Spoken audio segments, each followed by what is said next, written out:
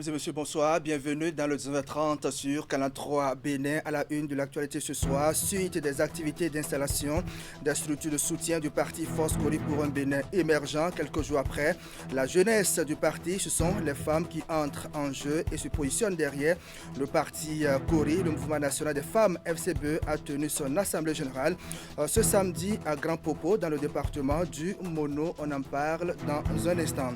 On parlera également de la tournée d'une délégation conjointe de l'ambassade de Belgique à Cotonou et du programme des Nations Unies pour le développement au Bénin. Elle a effectué une descente sur le terrain pour apprécier l'impact des différentes réalisations du projet de renforcement de la résilience des communautés agricoles des zones frontalières exposées aux effets néfastes des changements climatiques. Images de reportage à suivre.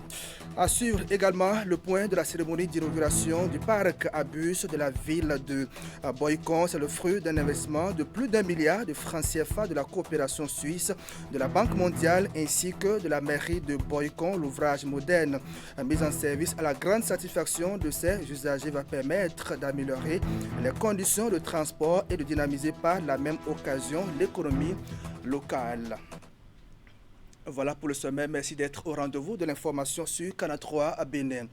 Loin des bruits provoqués par la démission ou la suspension de Alain Adio, ex-conseiller politique du parti Force Kori pour un Bénin émergent, Paul Hunkwe et ses hommes continuent de travailler sur le terrain et vous allez le voir dans le reportage qui va suivre. FCBE poursuit donc sans relâche son activité d'installation de cette structure de soutien, ceci dans l'optique des élections générales de 2026. Quelques jours après la jeunesse du parti, ce sont les femmes qui s'engagent derrière cette formation politique regroupées au sein du mouvement national des femmes FCBE. Elles ont tenu leur assemblée générale samedi dernier à Grand Popo. Le point avec Nassis Alosser.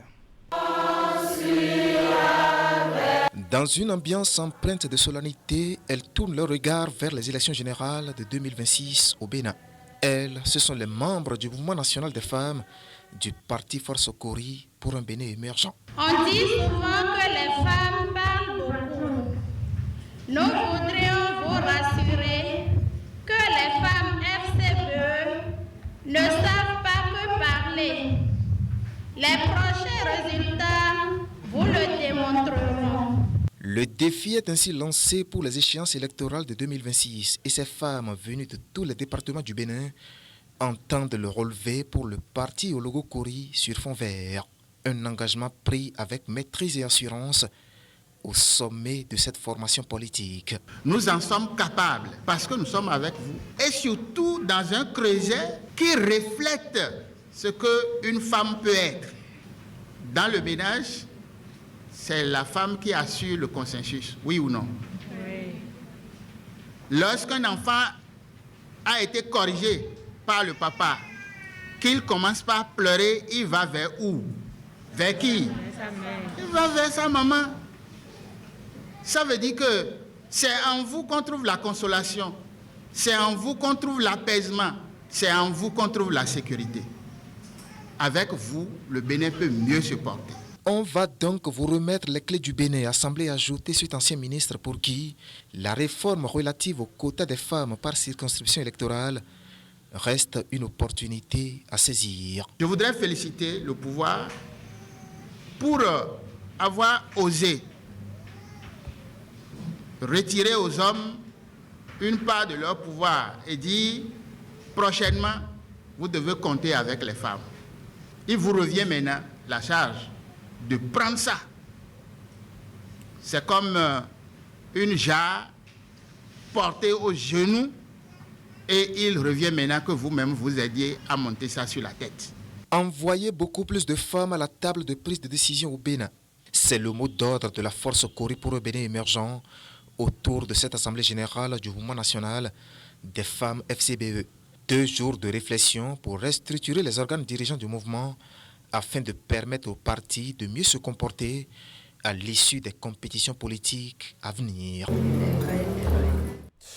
Le projet de renforcement de la résilience des communautés agricoles des zones frontalières exposées aux effets néfastes des changements climatiques va définitivement prendre fin dans environ 10 mois. Mais avant la clôture de ce projet à fort impact des communautés, une délégation conjointe de l'ambassade de Belgique à Cotonou et du programme des Nations Unies pour le développement a effectué une descente sur le terrain. L'objectif est de visiter et mieux apprécier les différentes actions et infrastructures réalisées dans le cadre de ce projet pour le compte du département de la Donga. La commune de Kopargo était le point de départ de la mission. Première étape de cette descente de la délégation conjointe du Royaume de Belgique PNUD sur le terrain. Le site de Kamaha à Kopargo. Ici, les hôtes du jour ont pu visiter les 20 hectares de plantations d'anacardiers greffés et de mélina arborée, réalisé dans le cadre du projet Précase et dont la verdure impressionne. Comme vous le savez, depuis environ 2 ans et demi, grâce au financement que vous avez mis à la disposition de notre pays, à travers le projet Précase, ma commune a été appuyée. Et entre autres bénéficiaires, c'est ce village de Kamra. Donc c'est le lieu de vous dire merci pour cet appui qui vient non seulement lutter contre les changements climatiques, mais donne de la matière à ces communautés-là. Grâce à l'appui technique et financier du dit projet, maraîchers, éleveurs de petits ruminants, de volailles et femmes transformatrices de riz à Kopargo tendent déjà vers leur autonomisation. En 2023, Précase est venu nous doter d'une autre deuxième décortiqueuse plus performante que l'ancienne et nous a formés sur les techniques de tuvage, la technique de transformation, l'hygiène sur le genre et l'entretien de matériel. Ça me permet de gagner de l'argent. Au niveau social, nous avons des frères qui étaient là, qui n'avaient pas grand-chose à faire, mais avec ce travail, nous les avons associés. Je vais remercier le projet Précase, ses partenaires, la Belgique, le PNUD et le MAEP, je les remercie tous.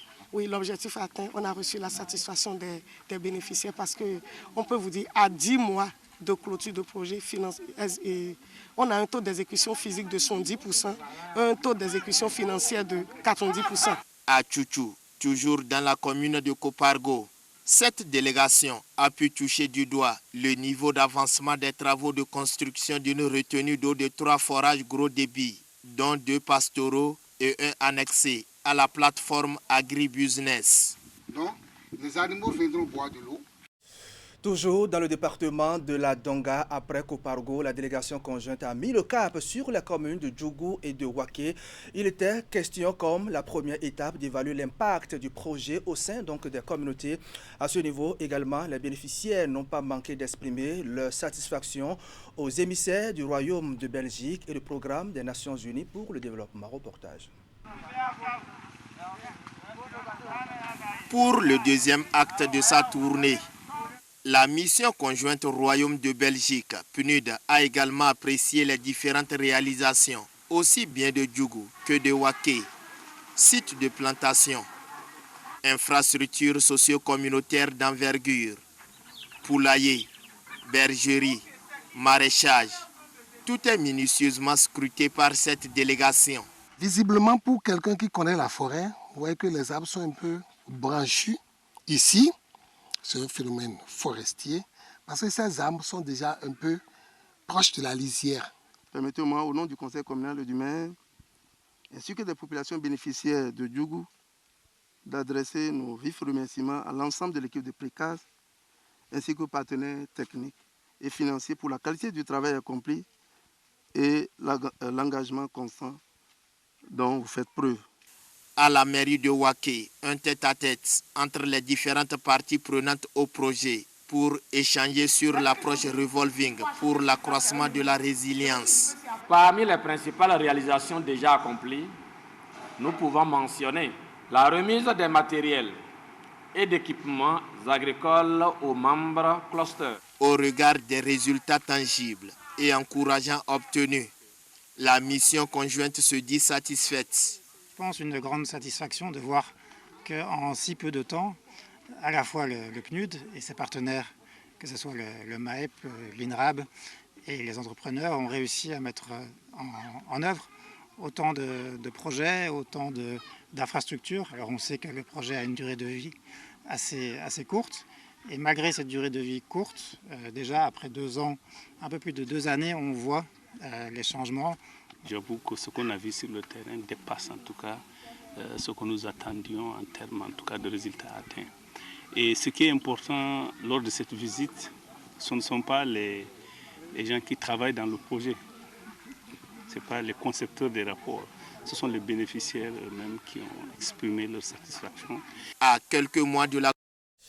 On va revenir sur cette information que je partageais avec vous depuis hier. Il s'agit de la tournée de la ministre de l'Enseignement supérieur et de la recherche scientifique dans les centres d'excellence dont a bénéficié l'université d'Abomey-Calavi. Vous allez le voir, Eleonore Yaïla-Dekan était à cet effet vendredi dernier à l'Institut national de l'eau et à l'école polytechnique d'Abomey-Calavi. Des travaux sont en cours dans ces centres d'excellence pour mieux les équiper afin qu'ils répondent aux normes scientifiques internationales. C'est un projet financé par la Banque mondiale et l'Agence française de développement avec un budget de 10 milliards de francs CFA. Reportage. La première étape de la visite s'est déroulée à l'Institut national de l'eau, un des 3 centres d'excellence dont a bénéficié l'UAC. La ministre et sa délégation ont inspecté les infrastructures composées notamment de mini-amphis, des salles de cours équipées en mobilier et bien d'autres équipements techniques. On peut faire des échantillons comme le sol, les plantes, l'eau. On peut aussi faire tout ce qui est fuel, carburant, kérosène. Donc vraiment, avec cet instrument, on a une grande variété d'échantillons qu'on peut analyser. Vous avez dû voir avec Madame la ministre un équipement de haut de gamme, de pointe, qui non seulement va servir dans le secteur de l'eau, mais peut servir dans les autres secteurs, notamment la santé, les mines.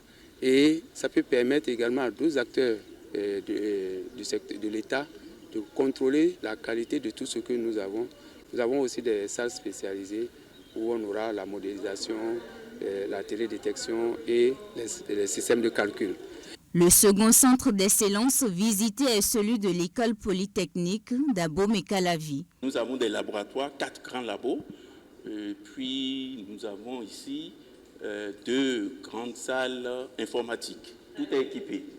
On a visité les 2 chantiers pour nous assurer qu'en matière de construction, infrastructure, équipement, que nous ne sommes pas en retard.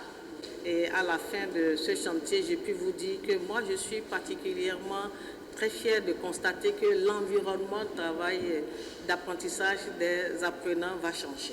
Toujours dans le souci d'améliorer les conditions d'apprentissage et d'enseignement, un programme de réfection d'infrastructures démarre très prochainement. Le diagnostic a été fait, les propositions ont été faites, mais je voulais quand même personnellement faire quelques contrôles et m'assurer que les recommandations que vous avez faites en termes de valeur ajoutée sur le programme par l'intégration, par exemple, des labos, les dispositifs pour le téléenseignement, que tout ça est bien pris en compte. L'objectif de pouvoir livrer certaines infrastructures avant la rentrée prochaine sera tenu. Ce programme de réfection d'infrastructures concerne la faculté des sciences et techniques, l'École nationale d'économie appliquée et de management, puis la faculté des sciences de la santé.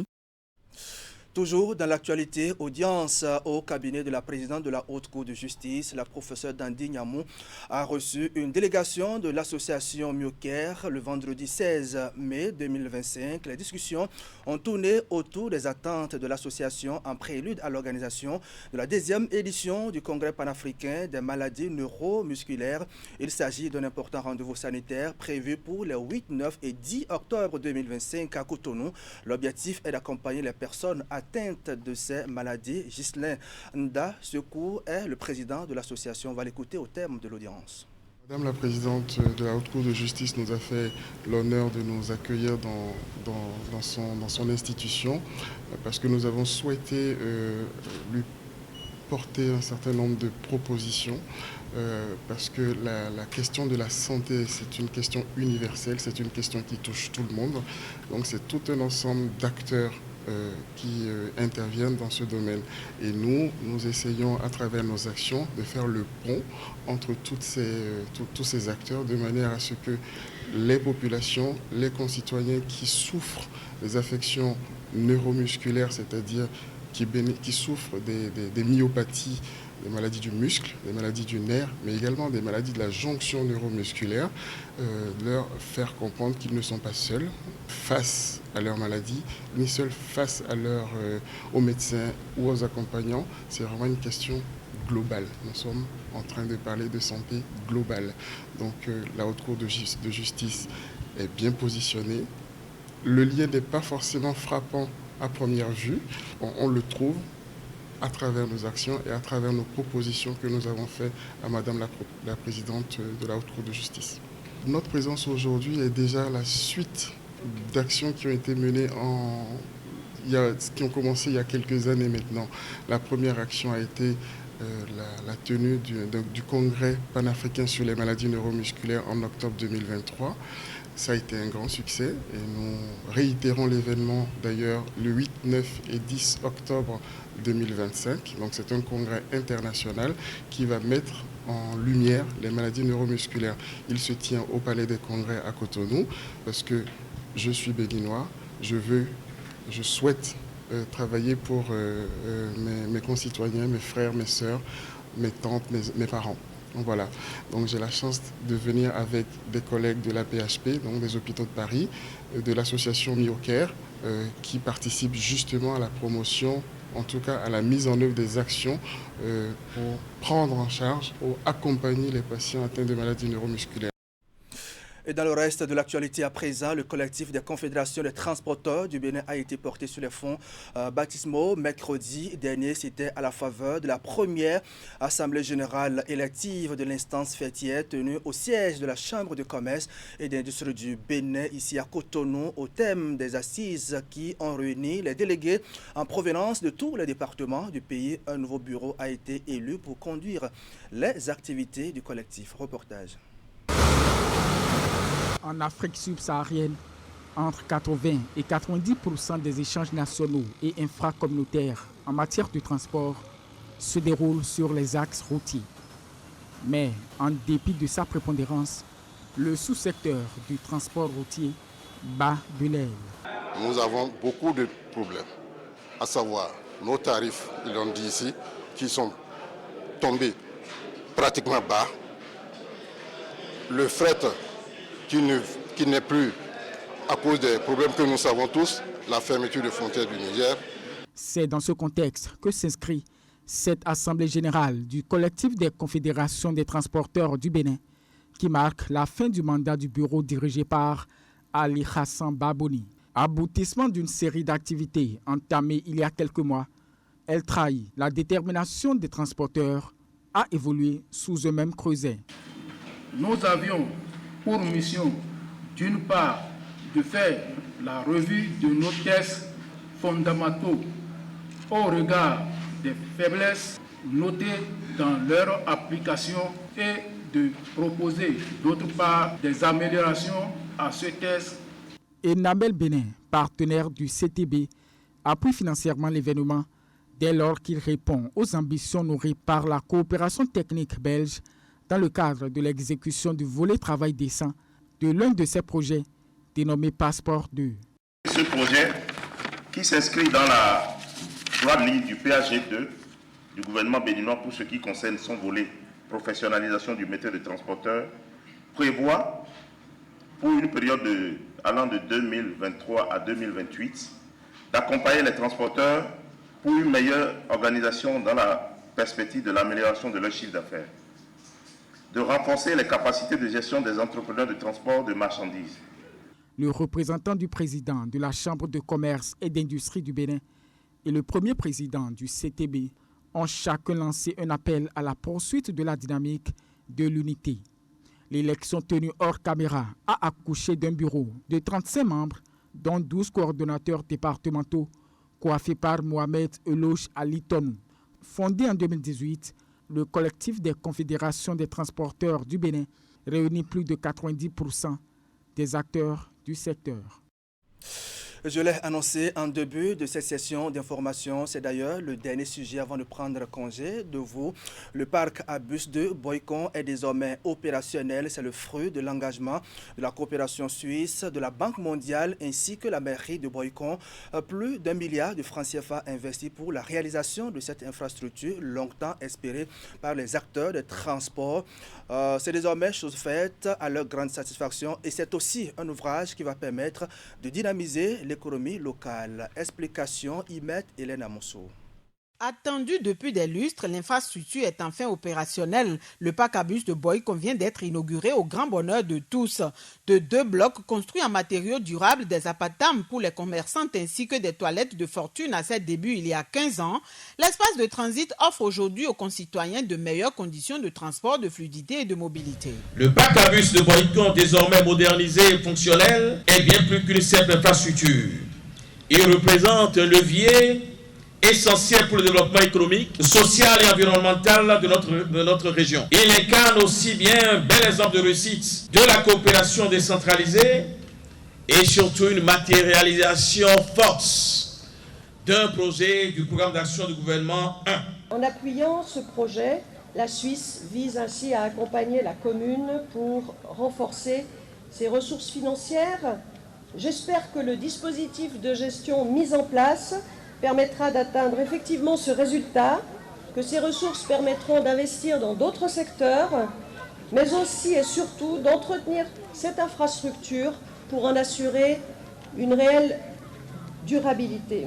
Engagés par l'ancien conseil communal et poursuivis par le nouveau, les travaux de rénovation entrepris sont estimés au milliard. Ils sont financés par la coopération suisse à travers le programme de développement des infrastructures économiques et marchands PDM, la Banque mondiale par le biais du PORAD, puis sur fonds propres de la mairie. Chers usagers et usagères du parc à bus de Boycon, je voudrais vous inviter à faire un bon usage et à l'entretenir en permanence, de manière à garantir sa durabilité. Je formule le vœu que le parc à bus de Boycon soit un modèle de gestion exemplaire, une source de fierté collective et un pilier du développement économique local durable. J'invite les usagers à en prendre soin, les gestionnaires à l'exploiter avec rigueur et transparence. Véritable vecteur d'inclusion et de développement pour les entreprises locales, le parc à bus de Boycon avec les nouveaux aménagements va engendrer 270 emplois avec des impacts socio-économiques durables. Plus de 800 usagers seront relogés dans les ouvrages construits. Voilà, mesdames et messieurs, ainsi va le Bénin ce dimanche 18 mai 2025. Merci à vous qui nous suivez depuis Saclo, c'est à Boycon. Merci de votre fidélité au programme de Calan 3 Bénin. On se retrouve le week-end prochain pour vous servir avec le même plaisir. Bonsoir chez vous.